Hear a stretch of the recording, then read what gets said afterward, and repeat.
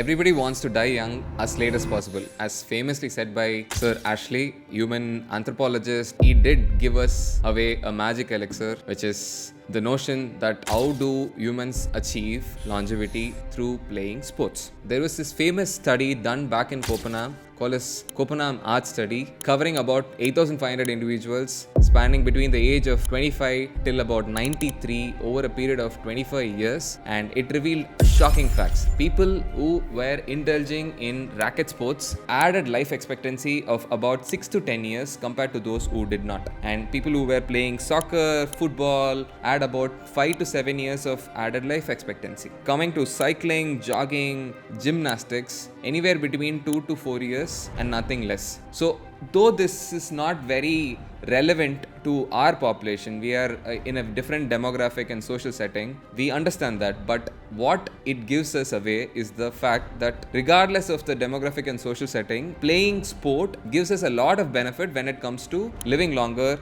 and living a fuller and much agile life. I can vouch for this personally because I have opted between many sports before I settled for my first love, which is badminton. Played professionally for a brief period of time, and till now I hold a racket in my hand. Most often it is pickleball these days, but I still do play some sport at least twice a week. Without that, my week is not complete. Right? This tells us something, right? All of these past 15 odd years, me and some or the other sport, I have learned few crucial things, which is that sport takes us a long way apart from just living a fuller, longer life. It gives us the strength and flexibility, it gives us the mobility, it gives us the conditioning of all our joints. All of this to what? To be able to move faster and think in a much rapid pace than somebody else who has not indulged in sports at all for the past so many years. You have an unfair advantage over people who have not touched any sport in their life. Statistically speaking, humans have evolved to be much faster, much agile and much stronger over a period of time. It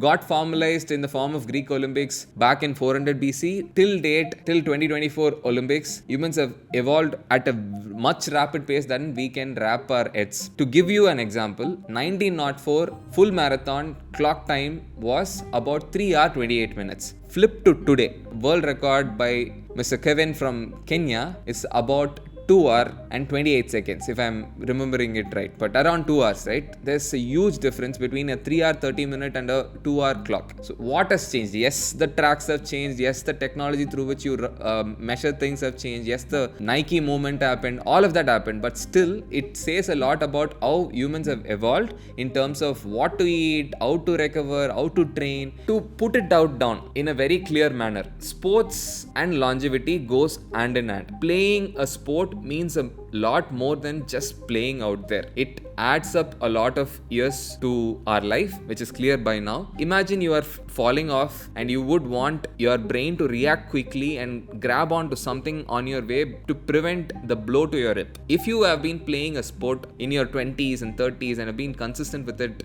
in some or the other fashion, you get it like that, right? You will grab onto something and you will prevent the explosive blow to your hip, through which you will avoid a fracture or a dislocation. So all of that gets prevented when you have been part of a sport and have been consistent with it. So how does sports actually help? Sports actually help in improving your strength, improving your cardiopulmonary endurance, improving your flexibility and mobility, increasing your reaction time. And while you are playing a sport, the community and everything also makes you produce a lot of endo-opioids. And whenever you hit a target the right manner, it gives you a positive reinforcement. Whenever you hit a target in a manner that you don't anticipate it to be, it gives you a negative reinforcement that you got to do better. All of this to what? To move faster and think faster while you are in your 50s, 60s and 70s, and thereby age in a much graceful manner than anybody else out there. If you have not been playing anything at all for all this while and you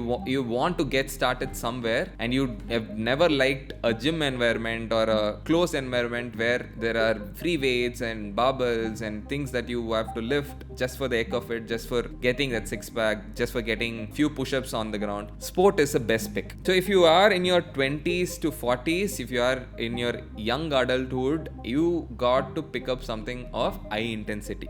Now there are few clauses to it which we will talk about a little later, but high intensity sport which involves some team activity, which pushes your cardiopulmonary resilience every time you play, is the best bet. What are these? Soccer, basketball, tennis, badminton, any racket sport for that matter is your best bet. And you got to start somewhere, check out whether you like that sport or not, because it's not about playing once in a while and then leaving it off as is. It's about maintaining a consistency and building a habit around it. So if you are in your middle age, above 40, before you clock 60 on the calendar, it is best if you stick to something of medium intensity like cycling, jogging, and something that will give you a sense of community as well. Because at your 40s and 50s, you are not thinking about how I can make an Olympic record.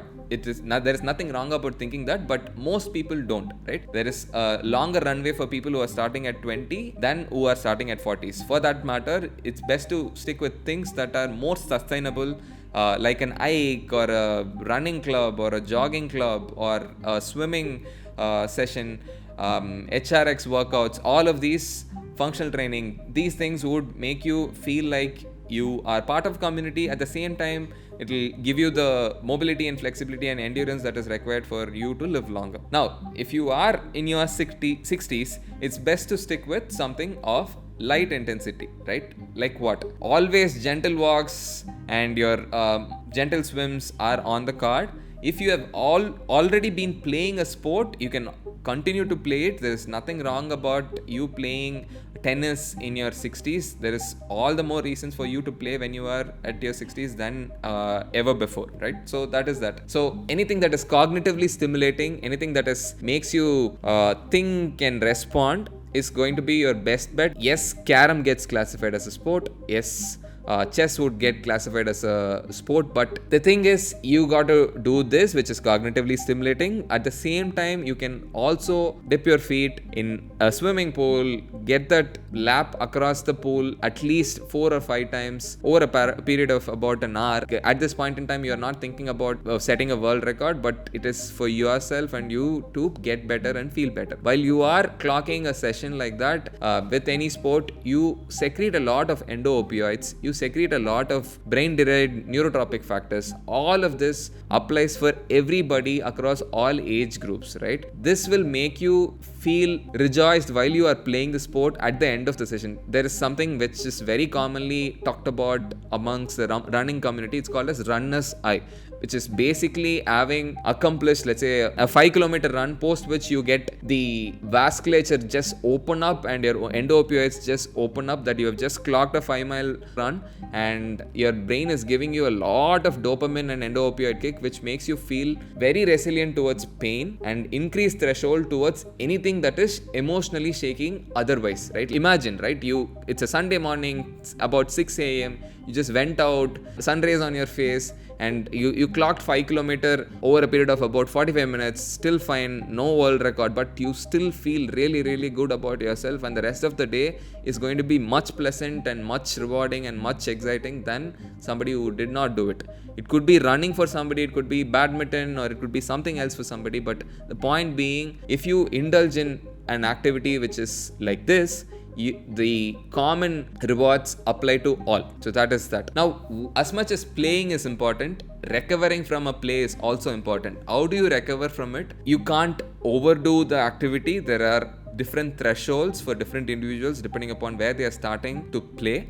But there are different thresholds in terms of how you would shift energy expenditure depending upon the kind of activity, and how you will produce certain metabolites of this energy pathways, which is contributing to all of those explosive movements, all of those running, jogging, and swimming across the fields, right? Now, this will produce a lot of lactate, because as a part of anaerobic glycosis, you will produce lactate, and that is what gives you the soreness. That is what makes your joints be less agile after a workout for a while. But over a period of time, if you continue indulging in stimulating these muscles and joints in a particular manner, and you continue to prioritize your sleep, your hydration, and your sun exposure, and making sure that you nourish your muscles with enough essential amino acids, you will be doing just fine. Now, there is something that I wanted to talk about while I was talking about the suggestions regarding what age group can play what kind of sport, which is very critical these days. We see people from a CCTV standpoint, people are just collapsing right, left, center while playing a sport. Many people are taken aback. I've received so many calls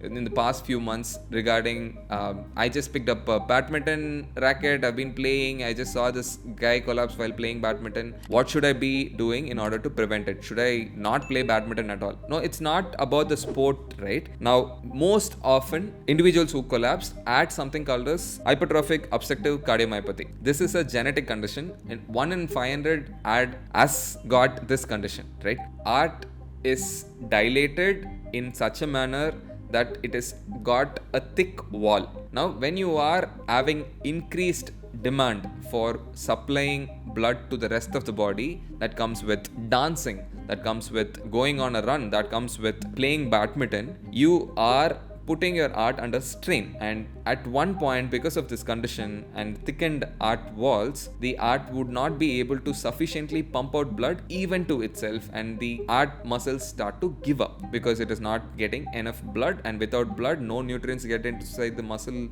of the heart and the heart's functionality stops. How do we prevent that from happening? 1 in 500 has got that situation. What if we are one of them? How do we know that we are not one of them? Is through doing a simple scan for your heart. It's called as 2D echocardiogram. It's a non-invasive procedure.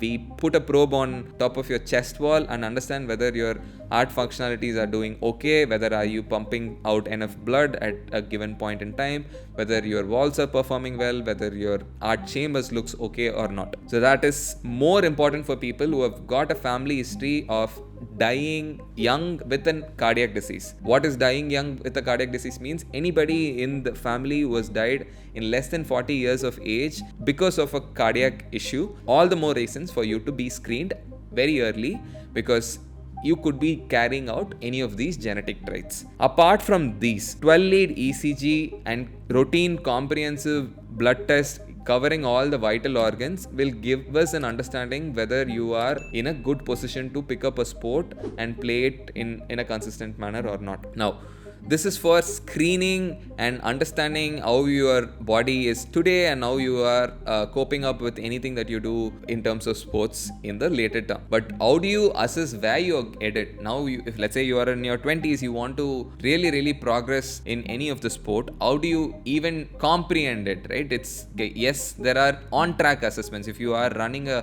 100-meter sprint, you always have the timer to tell you, are you doing well or not? But apart from that, there are few things which are closely related to longevity at the same time to a sport as well. Like what? VO2 max gives you an idea of how your cardiopulmonary endurance is. Grip strength is very important and crucial in many sports. Then comes plyometrics, which is force plate analysis, which is very crucial in many sports, including basketball, volleyball, where jumping and squatting to jumping position is required. And it's basically understanding how your explosive strength is. These are few things that you can serially track apart from your on-track assessments to understand whether you are performing at your best and how you can improve it. Now, without numbers, we are not going anywhere. Hence, understanding this gives us some metrics to follow and serially track and progress our way forward. Now, here comes the longevity prescription that we are gatekeeping for a long time, right? It is nothing but moving, eating healthy, whole foods, keep connecting,